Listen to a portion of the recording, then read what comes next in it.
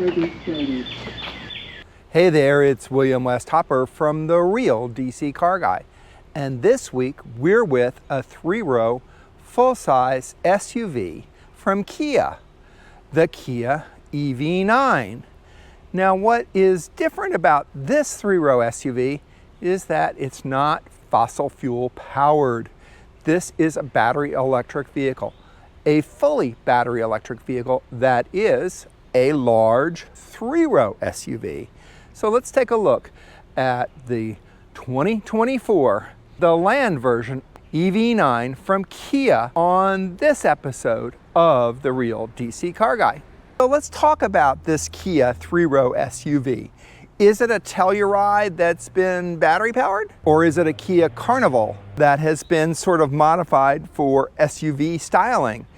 It has a little bit of both the Carnival styling, but it also has a lot of the Telluride in it. It's just bigger, more muscular. So let's have a look inside the front of the Kia EV9. Now, first of all, what's interesting is that the start button on it is not up here anywhere. It's not over here. Well, maybe it's here. There is a fingerprint sensor here to start the vehicle. This media vehicle isn't set up with that, but the start button is on the gear shift stalk right there. So you hit the gear shift stalk on, off right there. You have to have your foot on the brake for it to go into full mode. Then the screen comes out, tells you have several driver choices here. The display is very nice. Now these smooth across here, they have a haptic touch to them, so I can hit these buttons and certain things will pop up, whether it be media. It is a little slow. I was surprised about that. It does have wireless Android Auto and wireless Apple CarPlay. There is a charger here, which I've had problems getting to actually work and charge. I really like the steering wheel. It feels very comfortable. It has drive modes here. You can go from Eco, Normal, Sport, My Drive, and Snow. I'm just going to leave it in normal. You can lock the 4-wheel drive here as well. These controls here are very simple and very easy, but they do kind of match the gray plastic that's there. Feel and look of them. They're not as high-end as I'd like. The 2 drink holders right here, and they're sizable, so you can put like a really big gulp in here or something else, and you can make it a little bit smaller. Up front here there are 2 USB-C outlets right here, and you can turn one into a USB-C and connect it to the car, or just a USB-C power outlet here. And if you want to have a cigarette lighter, 12-volt cigarette lighter outlet, you can open that up, which is really nice, so you don't have to see it there. It's sort of hidden away that way. These buttons are real buttons that you push for HVAC, up to make it work more, up for more fan, down for less fan, up for more temperature, down for less temperature, and the same on that way. Control for the sound of the media system is there. Their nice tambour door here keeps your drink compartment closed or open.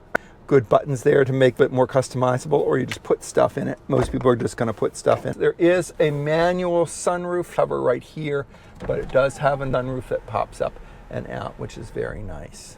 So I wouldn't say it's a fancy interior. You could probably get the GT line. It'll be a little bit of a step up, but in general, from what I have seen, the materials are pretty basic.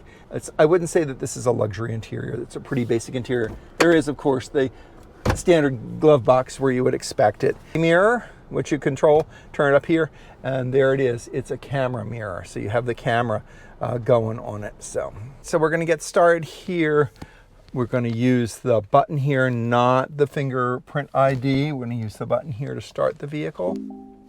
Driver 1 will confirm that. We're just going to leave the Android Auto's Waze running. Controls are here on the stalk.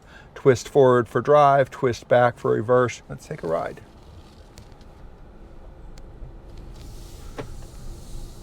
Pickup is good, as it would be in an electric vehicle, as you would expect.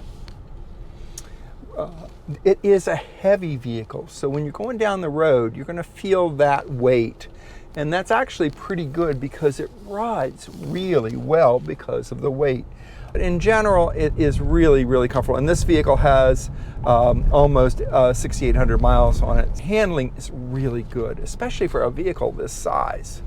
So around the curves, it travels very well. It really sticks to the road, probably because of the weight, but just in general, it just has a nice feel to it. You do have a good feel of the road, which is nice, especially in an EV. You don't feel like you're just driving a box on tin wheels. You really do feel like you're driving something that's substantial and that has a good sense to it. Another thing that's nice with this vehicle is visibility. Got lots of visibility. The glass around it is great. The mirrors are great. The camera is great because you can get a bunch of different camera buttons switched around. You can get to see things. So that is really, really nice. While I don't have any highway video of this, we did take it out on both highway and country roads for a long, basically an EV range test. We were driving through the Blue Ridge Mountains in Virginia, and the power up and down the mountains was great. It was handled well. It had plenty of power even going up a steep incline and you needed extra power to pass something. It had plenty of that.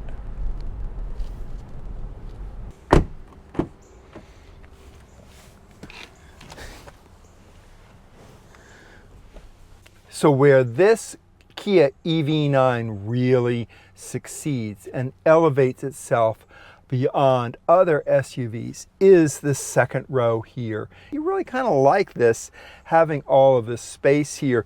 You can get through here. You can have, if you have a dog, there's a dog could lay down there. It's got these nice armrests that are adjustable that are for there. And if you want to get into the third row, it's pretty simple. Hit that button right there, slide it, and you can walk right on in here and get into that very comfortable third row. But what we're going to talk about is the second row seats. Now on the GT version, you'll have thigh supports that go up here, but this is the Land, so it's a little less luxurious, but still pretty nice. Up here are the controls for the HVAC, count them, two large air vents, one for each of the outboard seats. And what's kind of fun is this little center console here. Is it a coffee table? Slide it out, do something, or just slide that back and you can put stuff in here. A nice big storage area. I'd say you could probably fit an iPad in here and a few other odds and ends, some phones, some toys, whatever. It's a really nice storage area. And then of course, when you don't want it as storage, just slide it back there. 2 cup holders there, and of course, map pockets on both sides. Now, Kia hides their USBs for the second row always on these front seats here. So there's USB-C on this side and a USB-C on that side. So really nice there. Kind of like this little funky space here. You can put a coat over here if you'd like. Grab handles here, grab handles here, here.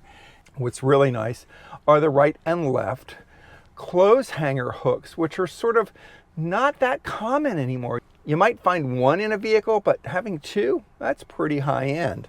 On the second row, heated and ventilated rear seats controlled right here on the door. Really, really nice.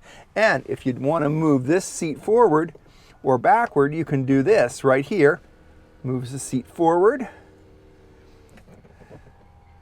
or like that. You have a lot of second row flexibility. Now let's go on back to the third row. There are a couple of ways to move this seat forward. Hit that there and it slides forward. Mechanical holder there, or hit that there and it slides forward. So the top there for the third row in the back if you want access to it. And if you're right here, you can just hit that. Also, if you want to recline those rear seats, you can do that as well.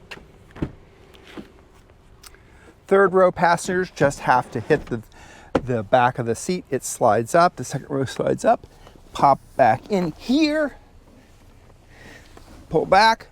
You can pull this back if you want, or you can just pull this back and it sits nicely. So Room back here. Again, more air vents up top. There is a fixed glass skylight up here, but it does have a folding shade over it. There is a cubby here with little catches for your drink. There are actually two spots. Count them, two spots for your drink. A larger one and a smaller one. This would probably fit a can. This might fit a Yeti or one of the boxes. Or you can put a piece of equipment there. You can put your phone there.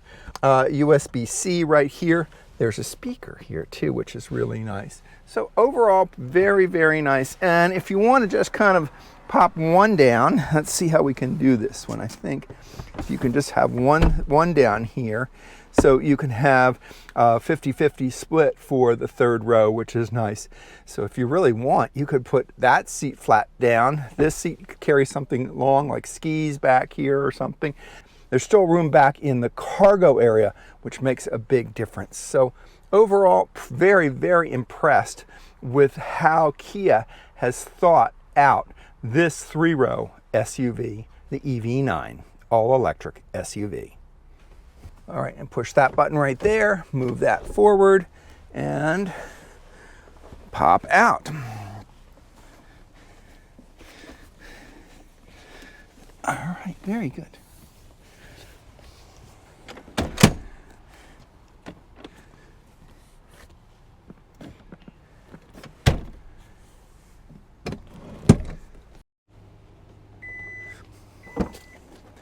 So let's have a look at the cargo area in the back of the EV9. First of all, the 50-50 split third row goes flat down, which is nice. They have this little suitcase here which carries the portable charging cable for the EV9, which has Velcro on the back so it doesn't go bouncing around. And underneath here, there's a little bit of storage area, not much. It does not have a spare tire. It has an inflator, which many vehicles do these days, some other things, but you could put something, maybe a laptop back here, but that's about it. A little bit of cubby space on either side, but not much there. There is a three-prong 125 volt, 15 amp outlet right there. There's controls for the second row seats right here, which is nice. So that's really nice to be able to put those down so you have a nice long flat space there. With EVs, a big question is what is in the hood area? Is it a frunk or is it filled with the power plant and battery equipment and things like that? Batteries usually aren't up there. Batteries are usually under the floor. So let's find out on this Kia EV9 what is under the hood.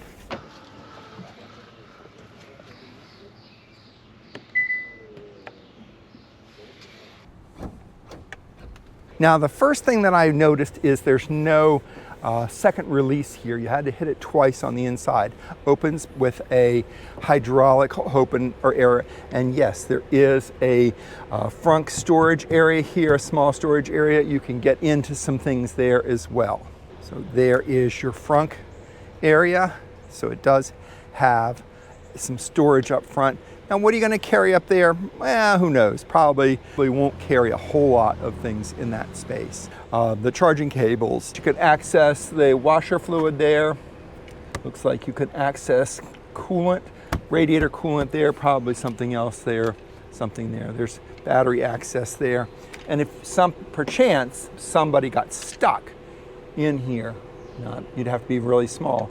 This button here releases, open it up, releases the front hood if, God forbid, a small child or something got stuck in there.